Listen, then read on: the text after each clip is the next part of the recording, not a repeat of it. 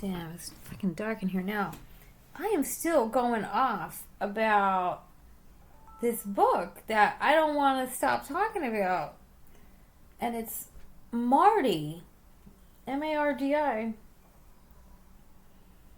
learned a lot. Like, you could really, really learn a lot from this book. Like, I learned about whales. Okay, there talks about numerous cetacean species, or cetacean species, foundational in nature. He talks about killer whales and thrasher whales, like orcas and false killer whales. He talks about the spirited, aggressive hunters that gang up to attack larger leviathans. It mentions tuna and flying fish. It also mentions cuttlefish and lobsters alongside crab and shrimp, sometimes in grotesque Polynesian feasts. Now, again, these people they started off on a whaling journey, but they abandoned that and jumped into a different boat called the Parky, belonging to Lahaina. It was just cobbled together with native wooden planks, pieces of wrecked ships. Like, it's like so much detail. You know what it is? I think that's what made this book great. It's just, it's so descriptive. The boat that they abandoned was the Arcturian, that was the whaling ship. Anyway, so they discovered that there's two survivors from the original Briggs crew that are on board when they, get on this other boat. And it was a sailor named Samoa and his wife Anatu. Anatu claims that she has special rights to the valuables on the ship, such as spare rigging and the ship's navigational equipment.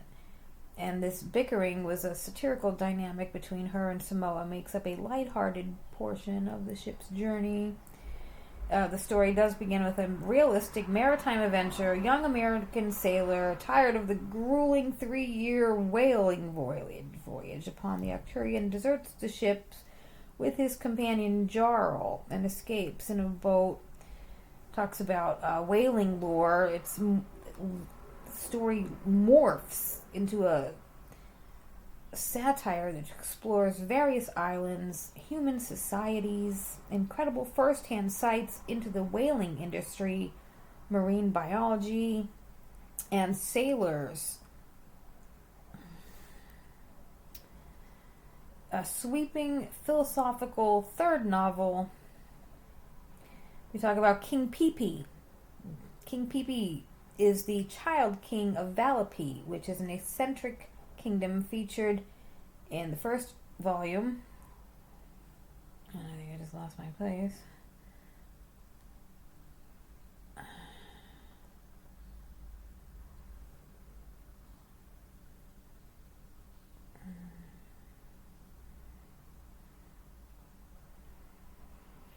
We'll come back to that. We have Queen Hautia, represents the dangerous pursuit of unattainable ideals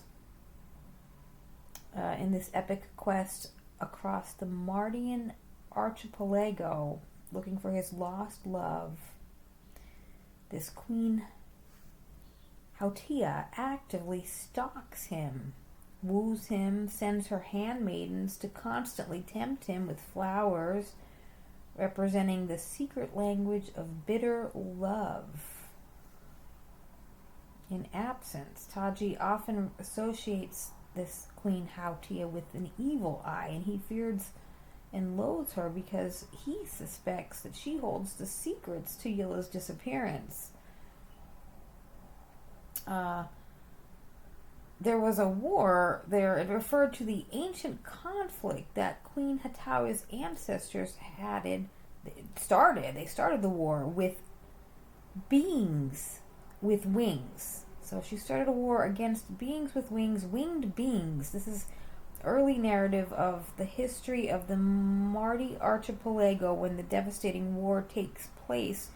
Queen Hautia's incitement and ancient ancestors, the former rulers of her realm, explicitly named as the ones who incited the people of Mardi to wage a great war against beings with wings. And Melville uses the history of this war as his sprawling tour to critique 19th century imperialism.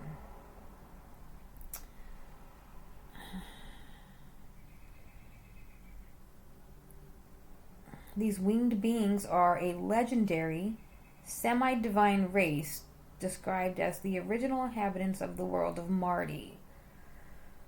Melville introduces them early in the second volume, noting that the remotest antiquity, before the arrival of the mortal Mardians, the world was populated by winged creatures of purer minds and gentler molds. The winged creatures throughout are used as metaphors for soaring, uncontainable, and questing nature of the human soul. The original winged beings eventually vanished or devolved into the mortal Mardians who inhabit the archipelago. The transition from pure winged spirits to the grounded earthbound Mardians reflects the exploration of the human condition. The novel begins as a South Pacific adventure, quickly turns into a quest as Taji escapes to search for his mysterious abducted maiden named Yilla. They sail from island to island. I mentioned this in this is the fourth video, the fourth time I'm probably going to mention some of these islands that they are visiting and making fun of, but they're using fake names. So for Dominora, he's representing Great Britain, characterized by imperial ambitions and political maneuvering. Vivenza, representing the United States, uses to satire the hypocrisy of slavery, democracy, and materialism. The island of Mararama,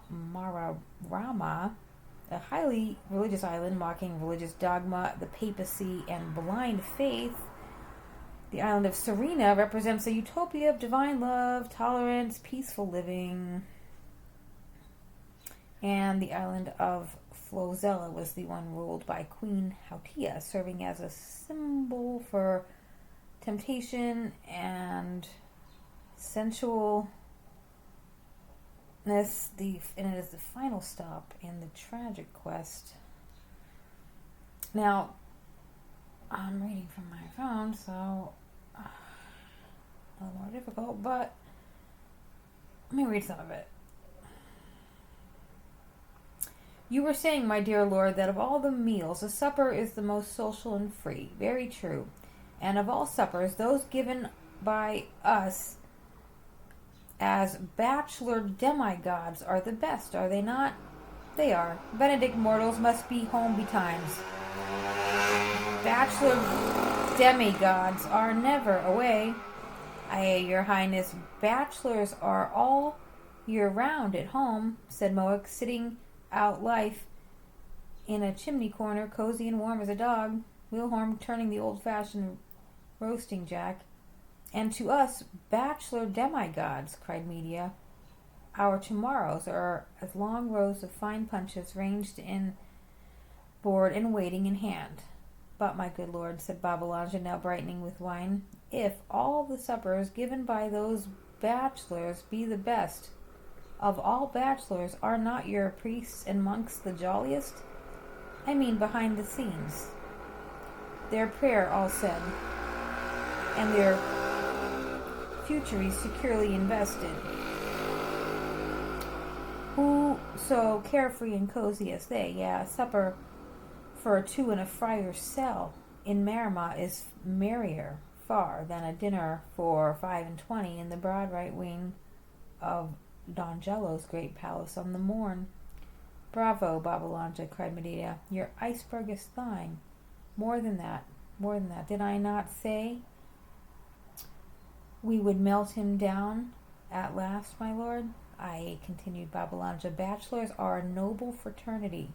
I am a bachelor myself, one of ye, in that matter, my lord demigods, and if, unlike the patriarchs of the world, we father not our brigades and battalions, and send not out into the battles of our country whole regiments of our own individuals raising, yet we do oftentimes leave behind us goodly houses and lands, rare old brandies and mountain malangas, and more especially warm doutlets and togas and spatterdashes, wherewithal to keep the comfort of those who survived us, casing the legs and arms which others beget, and then compare not indivisibly benedicts with bachelors, since thus we make an equal division of the duties which both owe to posterity.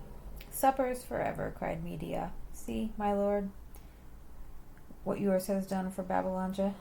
He came to it a skeleton, but he will go away every bone padded. Ah, my lord demigod, said Babylanja, drop by drop refilling his goblet. The suppers are all very fine, very pleasant and merry, but we pay for them roundly. Everything, my good lords, has a price, from a marble to the world, and easier of digestion and better for both body and soul are half-haunched of venison and a gallon of mead taken under the sun at the meridian, and the soft bridal breast of a partridge, and some gentle negus at the noon of night.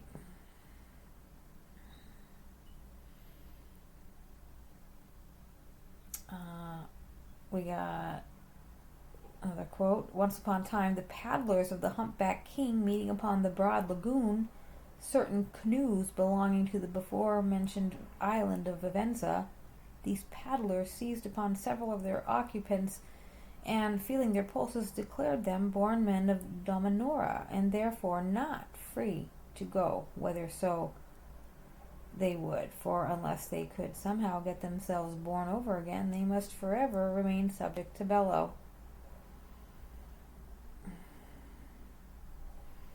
Think about this one.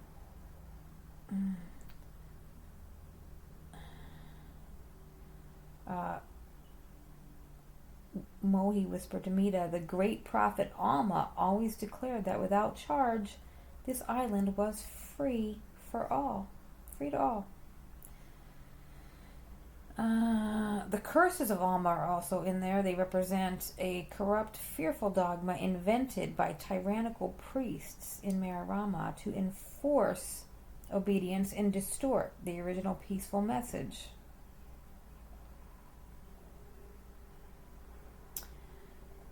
The thing with Vivenza, which is United States, when they were pulling up, there was an arch, and it said something like freedom to everybody here except the tribe of Hamo, which, they're making fun of the except part.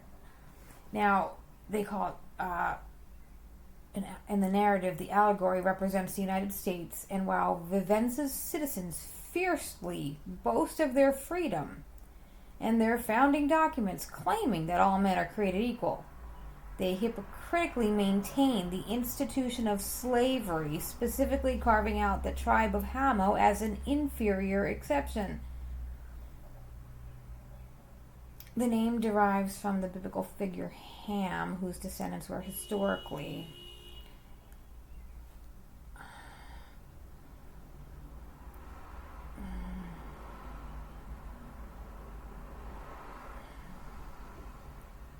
and erroneously used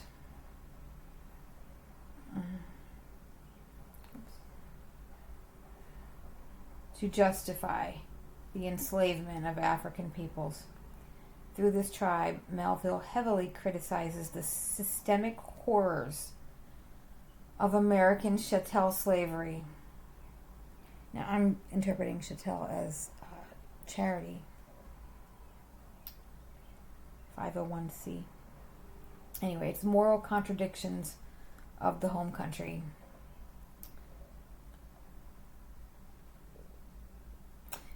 The Taj travels alongside the philosopher named King Media and other companions through the imaginary archipelago.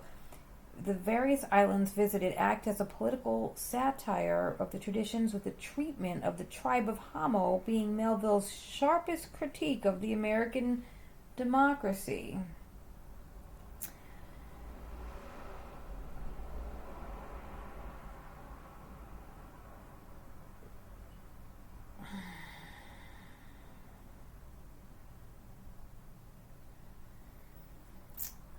In the novel, Oro is the supreme creator god, and the fictional South Pacific archipelago represents the ultimate power and providence of the unreachable source of all truth. Oro dwells in the highest of the heaven, is considered the maker of all things, omnipotent. The rulers of Mardian Islands often claim to rule in Oro's name or by his divine decree. Characters like the philosopher Babylanja use the concept of Oro to question the morality of the organized religion, human suffering, and the true nature of God. The novel is a famous quest for the absolute truth, represented by the missing maiden Yilla. Characters sail from island to island, debating, what they just saw. The various islands of Mardi represent different real-world nations and ideologies. Damanor represents Great Britain. Mar stands for the ecclesiastical tyranny, and religious dogmatism. The quest follows the American sailor, becomes known as Taji, and his companions as they hop island to island, searching for Yilla, a kidnapped maiden. Melville drew classic satires like Rabelais and Jonathan Swift from Gulliver's Travellers to pack the book with extensive debate-filled reflections on the 19th century society, making it a sprawling inventory of world cultures and ideas. Wow. And there was so much. Like, your teacher's a cunt for not letting you read it. That's all I'm saying. I found out about Herman Melville's from my friend from South America. She's from Colombia. Her name is Natalia Ruiz. And she told me her favorite author was Melville. So I've been trying to get through this book all year, and it was just so much in it that I really had to wait till I had a real lot of time, and I still don't want to stop talking about it. There was an island full of crippled people, and these crippled people, they had their own leader. It says Babylanja lighting his trombone as we sailed from the island. Who are the monsters? We or the cripples? You yourself are a monster for asking the question, said Mohi. And so, to the cripples I am, though not an old man, for the reason that you mentioned, but I am, as I am. Whether highness or handsome depends on who is made judge. There is no supreme standard yet revealed where to judge of ourselves. Our very instincts are prejudices, says Allah Malola. Our very axioms and postulates are far from infallible. In respect of the universe, mankind is but a sect, said Delawaro. The first principles are dogma, but what ethics prevail in the Pleiades? What things have the synods in Sagittarius decreed? The island of the cripples is called Hulumulu. It's a grand satirical tradition of Jonathan Swift's Gulliver's Travels. Now, I have not yet read Gulliver's Travels, but the protagonist and his companions visit the island to explore how society defines and treats its outcasts. And, it's interesting because I am a disabled outcast. So, I was very, very interested in Hulumulu, known as the Island of Cripples. The inhabitants are physically deformed. Their leader is a shapeless monarch referred to as the King of the Cripples. The King of the Cripples is a blob-like creature. Ironically, when the king first encounters the physically straight and intact narrator, Taji, he's horrified by him. And to the king, the perfectly formed Taji looks terribly deformed and abnormal. Melville uses the bizarre encounter to flip the society rhetoric of disability. The episode serves as a heavily handed allegory and a critique of how civilized society construct their notions of beauty and normalcy and morality. By having a monstrous king reject the perfect human body, Melville forces the reader to question their own prejudices. It was chapter 70, which is the Island of the Cripples. The wandering adventurers arrived at Hulumulu, an island that is segregated as a sanctuary for individuals with physical anomalies and congenital conditions. The people of Hulumulu form their own distinct nation for their own protection and survival. The surrounding islands had a barbaric custom of killing disabled infants who were not symmetrically formed. The asylum was established long ago as a humanitarian refuge so the individuals could live instead of being destroyed. They were left to themselves, and the inhabitants form a completely self-governing class with their own regulations, their own societal norms, and their own elected king named Yoki. It was a perception of normalcy because everyone on the island shared various physical differences. They all consider themselves the standard, and when the narrator's group, who are straight and symmetrical, arrive, the king of the cripple is horrified by their appearance and finds them to be monsters.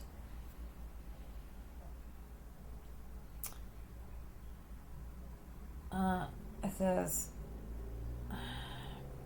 averse to the barbarous customs of destroying at birth the infants not symmetrically formed, but equally desirous of removing from their sight those unfortunate beings, the islanders of a neighboring group had long ago established an asylum for cripples, where they live subject to their own regulations, ruled by a king of their own election. In short, forming a distinct class of beings by themselves. The only restriction was placed upon them that on no account must they quit the isle assigned to them, and to the surrounding islanders so unpleasant the sight of the distorted mortal that the stranger landing on Hulumulu was deemed a prodigy. Wherefore, respecting any knowledge of aught beyond them, the cripples were well nigh as isolated as if Hulumulu were the only terra firma accident. Dwelling in a community of their own, these unfortunates had otherwise had remained few in number, increased, and they did multiply greatly. Nor did successful generations improve in symmetry upon their preceding them.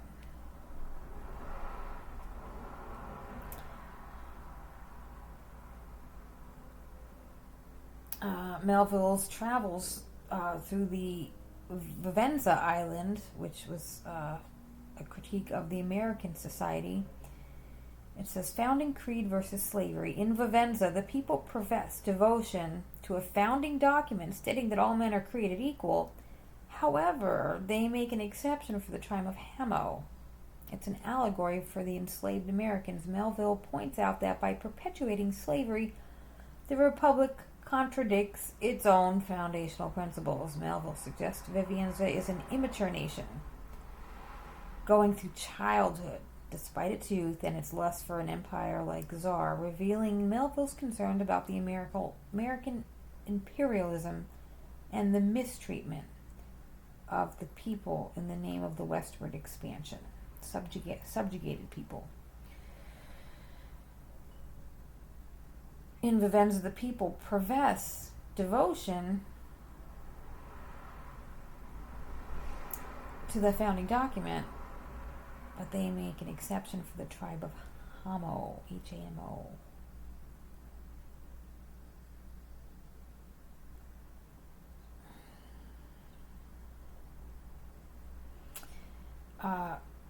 on the gateway over the Arch of Vivenza, as the inscription proudly boasts, "In this republican land all men are born free and equal." But upon closer inspection, there's a tiny hidden postscript added to the archway. "Except the tribe of Hamo." This tribe represents the enslaved Americans. Melville highlights the growing volatile conflict between Vivenza's northern and southernmost territories regarding slave labor. Vivenza is depicted as the goodliest stripling born of a sire, whereas Dominora represents Great Britain. And despite its lack of a monarch, Vivenza is criticized by the book's traveling philosopher for its adolescent boastfulness and aggressive lust for empire. There's some noise out there today.